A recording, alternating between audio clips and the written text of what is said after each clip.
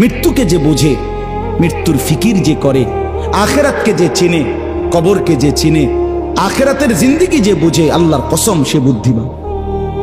বুদ্ধিমান। দুনিয়া আমার, আখেরাতও আমার, দুইটাকে যে সামলাইয়া নেয় সেই চালা। আপনি বাজারও করেন, আপনি নামাজও পড়েন, অসুবিধা কি?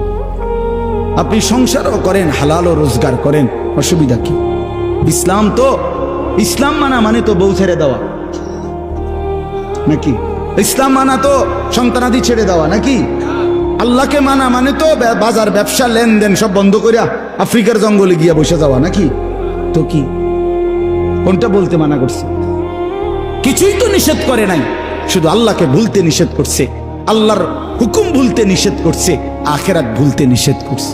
আল্লাহ বলছে বান্দা দুনিয়া নেও, দুনিয়া কামাই করতে হালাল। কেউ যদি অজস্র কোটি টাকারও মালিক হয়, এটা তো দোষের না।